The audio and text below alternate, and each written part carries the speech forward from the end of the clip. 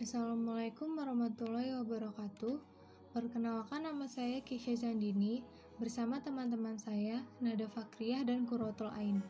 Hari ini kami dari kelompok 3 akan mempresentasikan tentang keterkaitan persepsi sosial dengan sikap dan tingkah laku dalam kehidupan sosial. Persepsi sosial, sikap, dan tingkah laku. Pengertian dari persepsi sosial. Persepsi adalah pengalaman tentang objek, peristiwa, atau hubungan yang diperoleh dengan menyimpulkan suatu informasi serta menafsirkan pesan. Persepsi berlangsung saat rangsangan atau stimulus yang diterima oleh seseorang kemudian diterima lagi oleh organ pembantunya dan dikirimkan ke dalam otak. Salah satu pengertian persepsi menurut para ahli adalah, menurut Bimo Walgito, persepsi adalah proses yang terjadi pada individu yang dimulai dengan menerima rangsangan, sehingga rangsangan tersebut disadari dan dimengerti individu tersebut, sehingga dapat mengenali dirinya sendiri serta kondisi sekitarnya. Persepsi manusia terbagi menjadi dua, yaitu persepsi terhadap objek atau lingkungan fisik dan persepsi terhadap manusia atau sosial. Persepsi terhadap manusia lebih sulit karena selalu berubah-ubah atau dinamis. Kedua jenis persepsi ini memiliki perbedaan, yaitu pertama, persepsi terhadap objek melalui lambang fisik, sedangkan manusia melalui lambang verbal dan nonverbal. Manusia lebih efektif daripada kebanyakan objek dan lebih sulit diramalkan.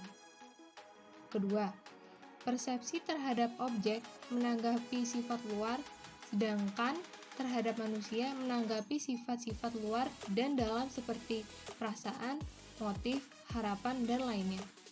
Ketiga, objek tidak bereaksi, sedangkan manusia bereaksi. Dengan kata lain, objek bersifat statis, sedangkan manusia bersifat dinamis. Oleh karena itu, persepsi terhadap manusia dapat berubah dari waktu ke waktu, lebih cepat daripada persepsi terhadap objek. Jadi, persepsi sosial merupakan proses untuk memahami atau memandang suatu tingkah laku orang lain, atau dengan kata lain adalah suatu proses penilaian, menginterpretasi, dan mengevaluasi orang yang dipersepsi, mulai dari sifat-sifatnya, kualitasnya, dan keadaan yang ada di dalam diri orang yang dipersepsi, sehingga terbentuklah gambaran orang yang dipersepsi tersebut. Salah satu pengertian sikap menurut para ahli adalah, menurut Bimo Walgito 2001, sikap adalah keyakinan atau pendapat seseorang terkait situasi, subjek, dan objek yang disertai dengan munculnya perasaan tertentu. Perasaan inilah yang akan dijadikan sebagai dasar untuk perilaku dan merespon menggunakan cara tertentu sesuai dengan pilihannya. Dapat disimpulkan bahwa sikap bisa diartikan perasaan dan juga pikiran seseorang dalam bertingkah laku saat sedang tidak menyukai atau sedang menyukai sesuatu. Pengertian tingkah laku. Tingkah laku manusia adalah sekumpulan tingkah laku yang ditonjolkan oleh manusia dan dipengaruhi oleh budaya, sikap, emosi, nilai, etika, dan genetik. Menurut sudut pandang humanisme, setiap manusia mempunyai tingkah laku yang berbeda-beda. Tingkah laku manusia dikaji dalam disiplin akademik seperti psikologi, kerja sosial, sosiologi, ekonomi, dan antropologi. Dari sudut pandang biologis, tingkah laku adalah suatu kegiatan atau aktivitas organisme yang bersangkutan serta dapat diamati secara langsung maupun tidak langsung. Tingkah laku manusia adalah salah satu jenis aktivitas manusia. Faktor-faktor yang mempengaruhi persepsi sosial. Menurut Robin, tahun 1989 dalam Hanurawan 2010, ia mengemukakan bahwa terdapat beberapa faktor yang bisa memberi pengaruh terhadap pembentukan persepsi sosial. Faktor-faktor tersebut adalah: pertama, faktor penerima atau the perceiver. Dalam pemahaman proses kognitif akan dipengaruhi oleh karakteristik kepribadian pengamat termasuk konsep diri, nilai, sikap, pengalaman, dan harapan. Jika seseorang memiliki konsep diri yang cukup tinggi, ia cenderung memandang dan mengamati orang lain dari sudut pandang yang positif. Dan orang yang nilai bersikap otoriter juga akan memiliki konsep sosial yang berbeda dengan mereka yang memiliki nilai serta sikap liberal. Kemudian, pengalaman masa lalu dapat digunakan sebagai dasar informasi untuk menentukan terbentuknya opini seseorang. Seperti ekspektasi terkadang memberikan dasar bagi seseorang untuk menilai orang lain. Kedua, faktor situasi atau the situation. Pengaruh faktor situasi dalam proses persepsi sosial dibagi menjadi 3, yaitu seleksi, kesamaan, dan organisasi.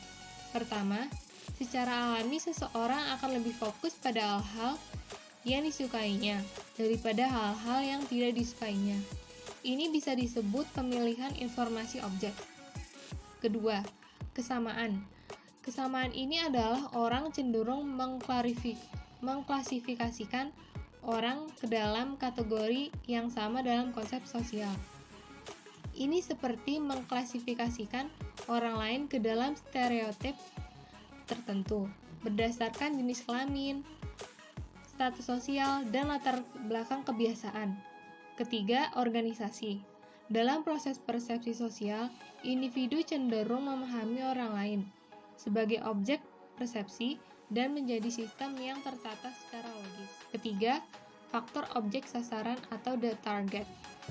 Beberapa ciri yang terdapat dalam diri objek sangat memungkinkan untuk dapat memberikan pengaruh yang menentukan terhadap terbentuknya persepsi sosial. Ada 4 ciri yang terdapat dalam diri objek yang dapat memberi pengaruh terhadap terbentuknya persepsi sosial, yaitu keunikan atau ciri khas seseorang, kekontrasan atau perbedaan seseorang, ukuran dan intensitas yang terdapat dalam diri objek, kedekatan objek dengan latar belakang sosial orang lain. Faktor-faktor yang mempengaruhi persepsi sosial menurut Harvey dan Smith dalam Wibowo 1988.2.10 adalah: pertama, variabel objek atau stimulus. Ciri-ciri objek yang kita rasakan akan mempengaruhi persepsi kita terhadap objek itu sendiri. Misalnya, kita mempersepsikan objek-objek rangsangan dengan indera visual yang disebut persepsi visual. Sedangkan persepsi auditif adalah jika objek atau stimulinya melalui indera pendengaran. Kedua, variabel latar dan suasana yang mengiringi kehadiran objek atau stimulus. Adanya objek atau stimulus berdampak pada persepsi sosial karena berkaitan erat dengan norma dan nilai yang berlaku pada kelompok, masyarakat, dan organisasi. Ketiga, variabel perseptornya sendiri. Terdapat beberapa faktor dalam hal ini, yaitu: pertama, faktor pengalaman. Semakin banyak pengalaman yang dimiliki seseorang mengenai objek atau stimulusnya, maka semakin tinggi juga veridikalitasnya. Kedua, faktor inteligensia. Jika semakin tinggi jiwa inteligensianya dan semakin objektif penilaian terhadap apa saja yang dipersepsikan, maka akan cenderung lebih hati-hati dalam menyimpulkan sesuatu dari informasi yang dikumpulkan sebelumnya. Ketiga, faktor kecemasan. Seseorang yang mempunyai kecemasan karena berkaitan dengan objek atau stimulinya akan mudah dihadapkan hambatan-hambatan dalam mempersepsikan suatu objek. Saya akan menjelaskan tentang proses pembentuk terjadinya persepsi. Persepsi dimulai dari objek yang menimbulkan stimulus mengenai alat indera. Proses stimulus ini merupakan proses kealaman atau proses fisik. Stimulus yang diterima oleh alat indera diteruskan ke saraf sensorik lalu ke otak. Proses ini yang disebut namanya proses fisiologis. Kemudian terjadilah proses di otak sebagai pusat kesadaran sehingga individu menyadari apa yang dilihat atau apa yang didengar atau apa yang diraba. Proses yang terjadi dalam otak atau dalam pusat kesadaran inilah yang disebut sebagai pusat psikologi. Dalam proses persepsi perlu adanya perhatian sebagai langkah persiapan dalam persepsi itu. Hal tersebut karena keadaan menunjukkan bahwa individu tidak hanya dikenai oleh satu stimulus saja, tetapi dikenai oleh berbagai macam stimulus yang ditimbulkan oleh keadaan sekitar. Dan tidak semua stimulus dapat respon individu untuk dipersepsi. Stimulus mana yang akan dipersepsi atau mendapatkan respon dari individu tergantung dari perhatian individu yang bersangkutan. Selanjutnya yaitu proses terbentuknya sikap. Sikap tumbuh dan berkembang dalam basis sosial tertentu, misalnya ekonomi, politik, agama, dan sebagainya.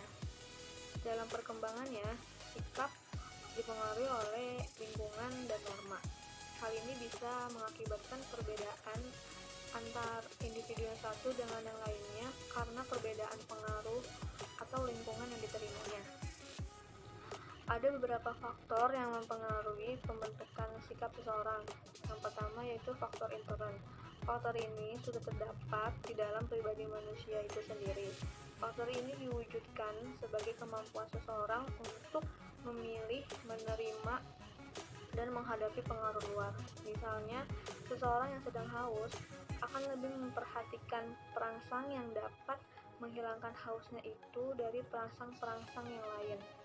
Dan yang kedua, faktor ekstern, yaitu faktor yang terdapat dari luar pribadi manusia. Faktor ini berupa interaksi sosial di luar kelompok. Misalnya, interaksi antara manusia dengan hasil kebudayaan manusia melalui alat komunikasi seperti surat kabar, radio, dan majalah. Faktor lain dalam pembentukan sikap yaitu pengalaman pribadi, pengaruh lingkungan, media massa, dan juga emosi.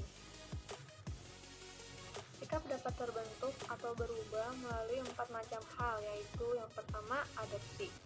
Ketika suatu kejadian atau peristiwa yang terjadi secara terus-menerus dan berulang-ulang, maka lama-kelamaan akan terserap di dalam diri manusia dan mempengaruhi terbentuknya suatu sikap. Yang kedua, diferensiasi. Dengan berkembangnya intelijensi tertentu, bertambahnya pengalaman, sejalan dengan bertambahnya usia, maka ada hal-hal yang tadinya dianggap sejenis, sekarang dipandang tersendiri lepas dari jenisnya. Terhadap objek tersebut dapat terbentuk sikap tersendiri pula. Yang ketiga, integrasi. Pembentukan sikap di sini terjadi secara bertahap, dimulai berbagai pengalaman yang berhubungan dengan satu hal tertentu, sehingga akhirnya terbentuk sikap mengenai hal tersebut. Yang keempat, trauma. Trauma adalah suatu pengalaman yang tiba-tiba, mengejutkan, yang meninggalkan kesan mendalam pada jiwa orang yang bersangkutan. Pengalaman-pengalaman yang traumatis juga dapat menyebabkan terbentuknya sikap. Selanjutnya yaitu hubungan sikap dan tingkah laku. Adanya hubungan yang erat antara sikap dan tingkah laku didukung oleh pengertian sikap itu sendiri. Ia menyatakan bahwa sikap adalah kecenderungan untuk bertindak.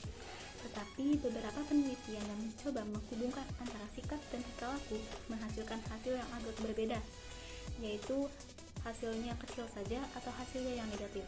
Dalam penelitian yang dilakukan oleh Warmer dan De Fleur pada tahun 1069, didefinisikan adanya beberapa postulat hubungan antara sikap dan tingkah laku.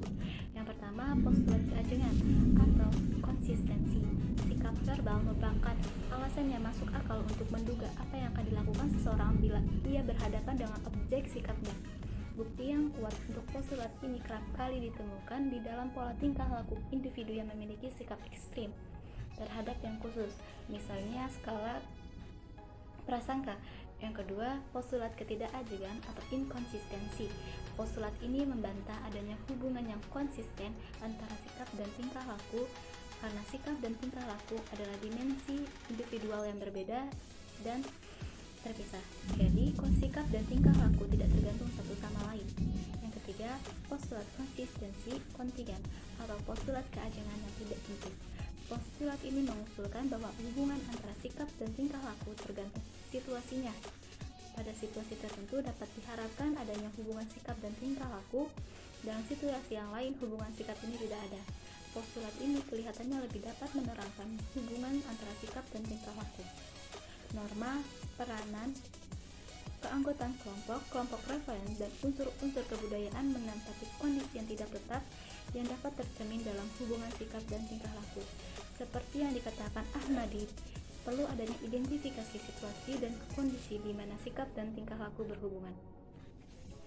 Jadi kesimpulannya ialah, dalam kehidupan sosial, manusia yang satu dengan yang lain memiliki sedikit banyak perbedaan, mulai dari perbedaan fisik, kepribadian, tingkah laku, watak, dan sebagainya. Selain itu, setiap manusia memiliki perbedaan dalam memandang suatu objek yang disebabkan perbedaan minat, bakat, pengalaman, pengetahuan, dan sebagainya. Dengan demikian, manusia yang satu memiliki perbedaan persepsi, sikap, dan tingkah laku dengan manusia lainnya. Hubungan persepsi sosial dengan sikap dan tingkah laku di kehidupan sosial terjadi ketika kita merasakan rangsangan sosial melalui komunikasi sensorik atau nonverbal, yaitu ekspresi wajah, kontak mata, postur, gerakan, atau sentuhan. Ketika kita ingin mengetahui apa yang orang lain pikirkan dan rasakan, kita mencoba mencari informasi tentang orang lain. Kita mungkin bertanya kepada orang lain apa yang mereka pikirkan dan apa yang mereka rasakan. Ketika seorang individu mengamati suatu peristiwa atau objek individu tersebut, maka individu tersebut akan memberikan penilaian yang bersifat positif atau bahkan bisa bersifat negatif, senang atau tidak senang, dan sebagainya. Demikian penjelasan materi dari kelompok kami, kurang lebihnya mohon maaf. Wabillahi taufiq wal hidayah. Wassalamualaikum warahmatullahi wabarakatuh.